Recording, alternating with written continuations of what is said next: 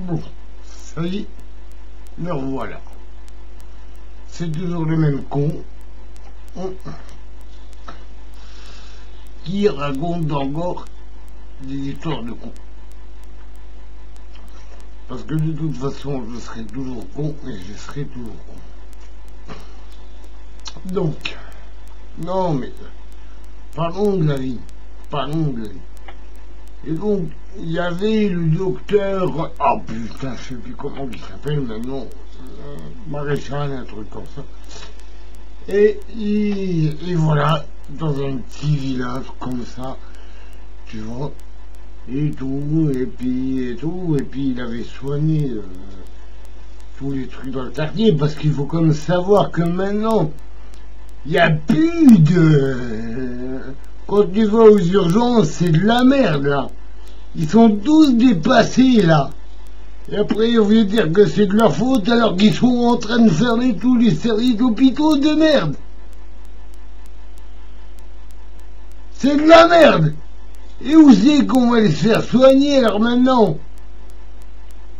Et les infirmières et tout, les personnels soignants, ils vont péter un câble. Sous pression. Faut arrêter ça.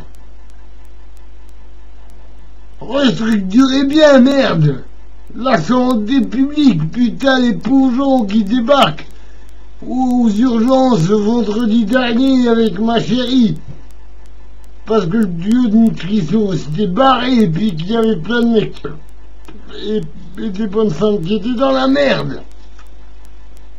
Et que les autres, ils étaient complètement, ah putain, ils en pouvaient plus, ils étaient énervés.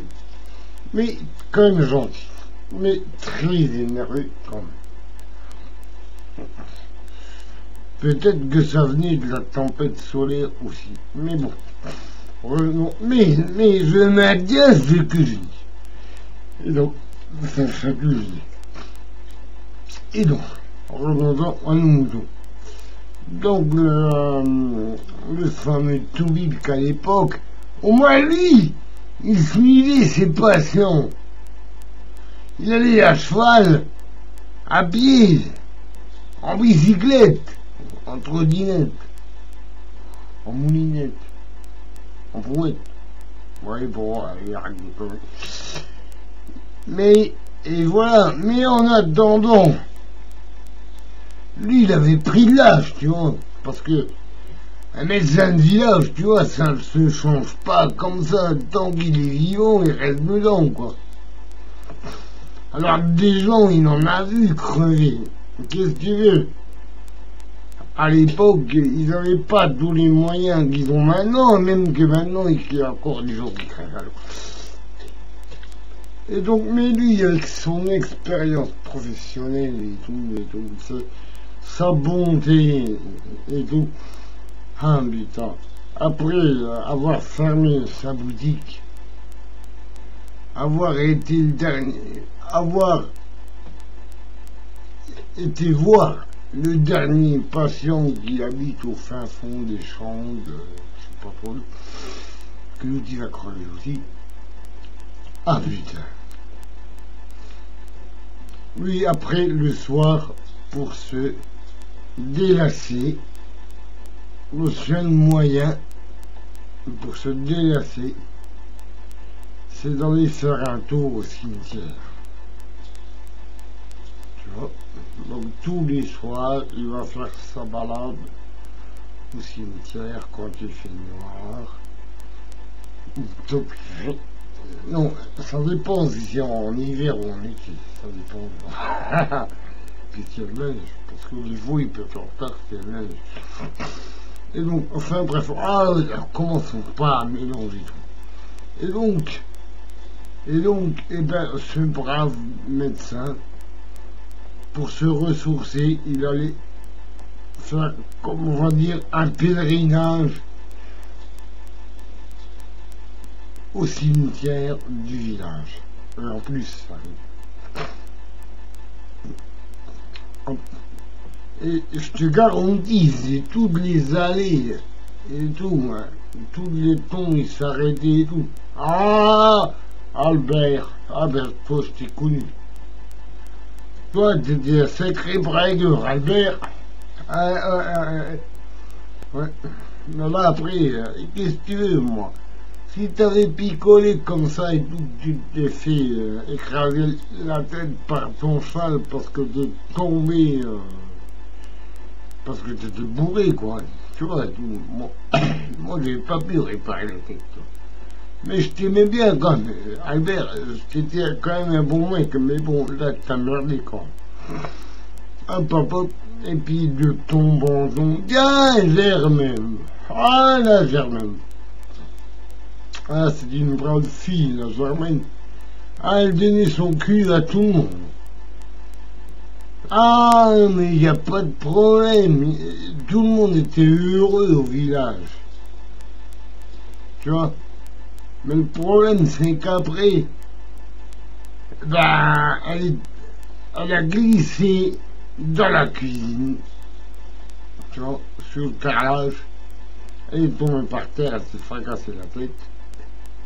Et puis le coccyx par la même occasion, comme ça, à force de faire péter le cul. Ah oui, il était en train de lever par terre, parce qu'il faut bien lever par terre, quoi. Elle a glissé, paf, paf. Donc là, elle s'est pété le coccyx, plus la tête, tu vois. Voilà. Ah mais sinon, elle était gentille, elle faisait plaisir à tout le monde, là, hein. Et puis de tombe en tombe, machin. On va revenir. Robert, oh là là, Robert. Voilà. J'ai tout fait pour toi aussi. Bon, c'est vrai, là, j'ai peut-être un peu merdé comme c'est un traitement. Je me suis peut-être un peu trompé, mais de toute façon, j'étais pas loin de la fin. Donc, que je me trompe ou pas. Qu'est-ce que tu veux? Le résultat était le même, tu vois. Mais enfin, j'ai quand même essayé de tout faire pour toi. Et puis, je t'aimais quand même vachement bien, Robert. Ouais. C'est con que j'ai pas pu te sauver non plus. Et tout ça, ça me fait un poids. Ça... Putain, merde, putain, moi, là, putain, je suis médecin. Hein? Alors, qu'est-ce que je suis, moi? Qu'est-ce que je suis, moi? C'est crever les gens, là. C'est planté, là. Alors qu'il y en a qui veulent fermer des hôpitaux.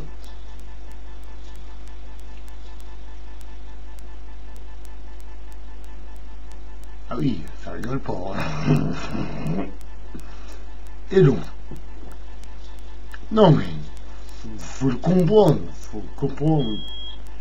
Tu vois, regarde, ça c'est la nutripon, tu vois. Alors je vais essayer de me manier le cul à terminer le bordel, parce que ça c'est la nutripon qu'on a été justement changé à l'hôpital Bel Air vendredi dernier, voilà. Alors, donc je vais terminer vite fait cette histoire avant que le bibi nous prenne la tête. Et donc, alors, à un moment donné, l'autre il arrive, oh putain. J'ai coupé la nutripon, je vais dire. Ça a pris. Ah non, mais ça, c'est pédieux. Oui, mon nom, hop. Voilà.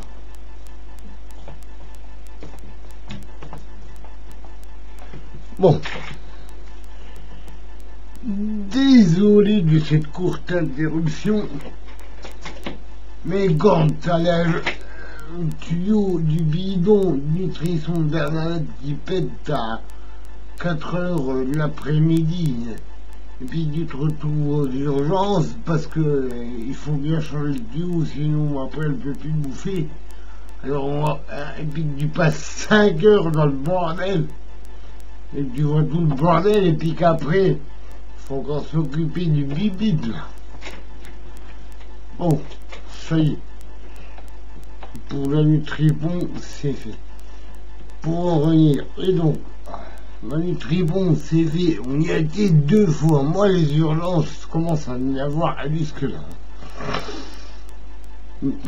Et eux aussi.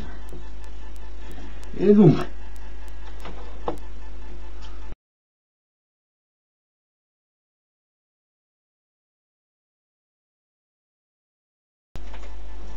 et donc, eh ben, le docteur qui était toujours dans son cimetière, figurez-vous qu'à un moment donné, il a entendu du bruit comme ça. D'accord. Et donc, oh, c'est le bruit comme si on soulevait des pierres. Et puis, alors, il s'approche de la source du bruit. Et puis, d'un seul coup, il voit une pierre tombale s'écarter avec une main blanche qui sort de la tombe. Et une voix qui lui dit « Docteur, docteur, s'il vous plaît, vous n'aurez rien contre les vers. » Ah, c'est tout. Ah, c'était la fin de la blague. Ah, c'est tout.